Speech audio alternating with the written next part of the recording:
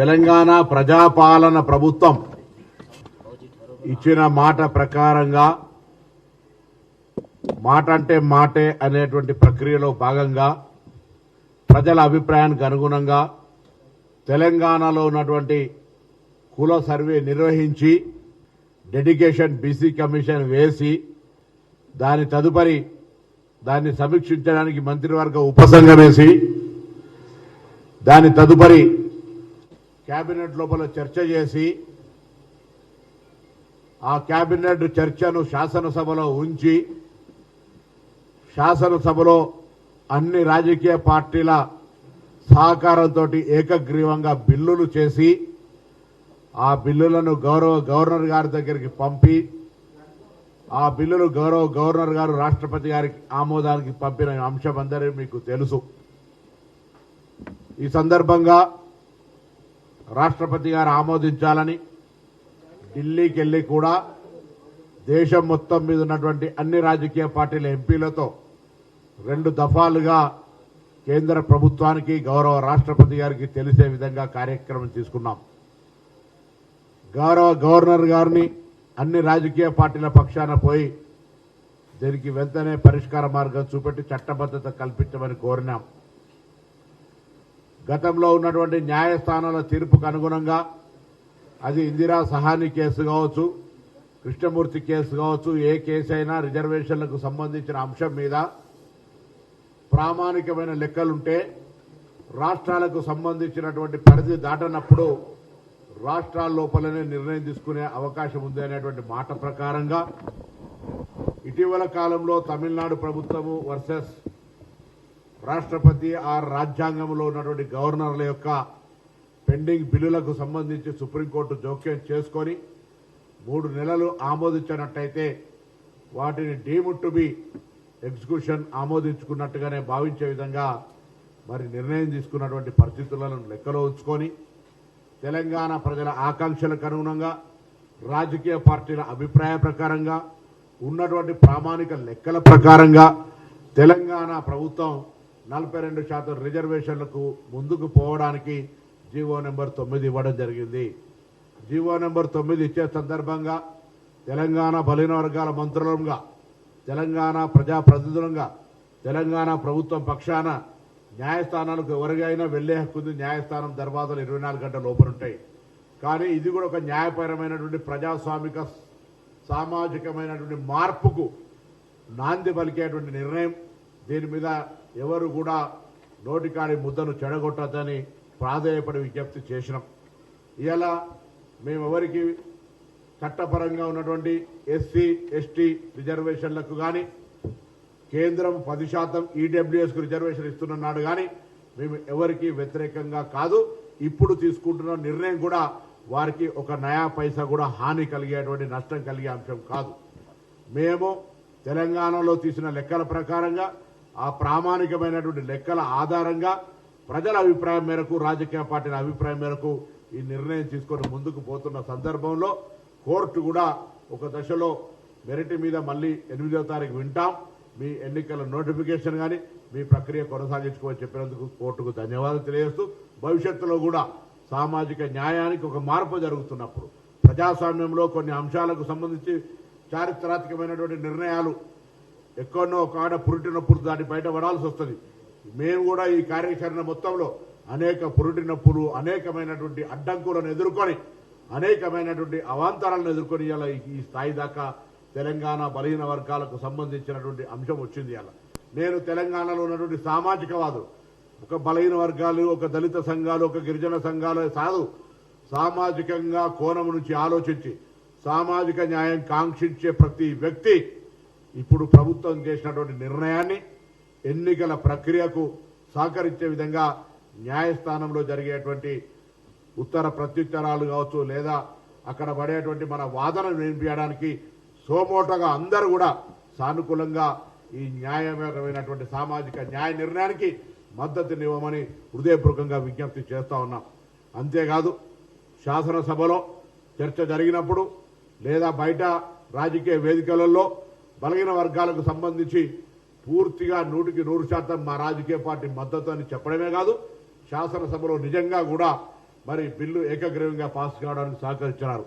ఇవాళ నేను, శ్రీహరి గారు, తెలంగాణ రాష్ట్ర బలహీన వర్గాల నాయకత్వం, అన్ని రాజకీయ పార్టీలకు ఇంక్లూడ్ కాంగ్రెస్ పార్టీతో సహా హైకోర్టులో 8వ తారీఖు నుంచి వాదనలు ప్రతివాదనలు ఉంటాయి.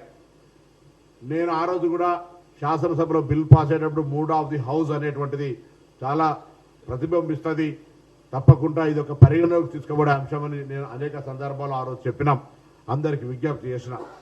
ఏకాభిప్రాయంతో జరిగిన బిల్లుకు సంబంధించి శాసనసభ ప్రొసీడింగ్స్ ఉన్నాయి.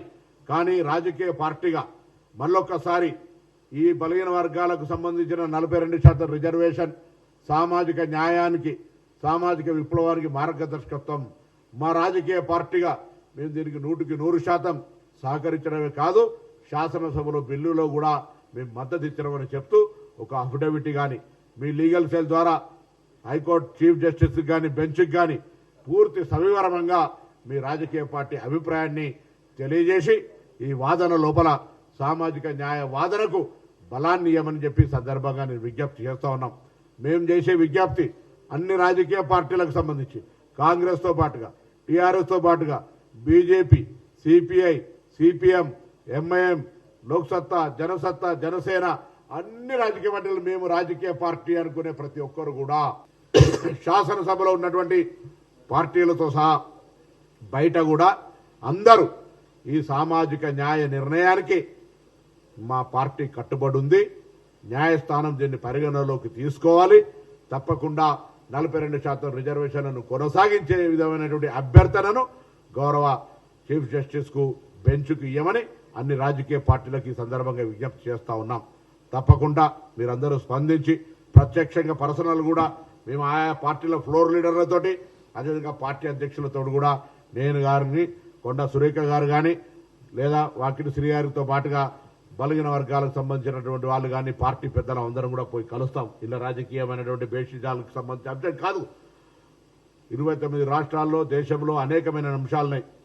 గిరిజన ప్రాంతాల్లో చాలా రాష్ట్రాల్లో, ఈశాన్య రాష్ట్రాల్లో గిరిజనులు ఎక్కువగా ఉన్నారు కాబట్టి వాళ్ళకి 90-80% రిజర్వేషన్ల ప్రక్రియ జరుగుతూ ఉంది. ఇక్కడ 50% క్యాప్ గురించి కూడా కొంతమంది అవగాహన లేకుండా మాట్లాడుతూ ఉన్నారు. 50% క్యాప్ అనేది రాజ్యాంగంలో మార్చుకునేటువంటి అవకాశం ఉన్నటువంటి అంశము. 10% ఈడబ్ల్యూఎస్ ఇచ్చినప్పుడు ఆల్రెడీ 50% క్యాప్ ఎత్తేయబడింది. కాబట్టి దానికి సంబంధించి ఆర్గ్యుమెంట్స్ అన్ని కూడా జరుగుతాయి. కానీ ఇలా ఒకటే ఒక మాట అందరికీ, బతుకమ్మ పండుగ జరుగుతూ ఉంది, ఇలా దసరా పండుగ వస్తూ ఉంది.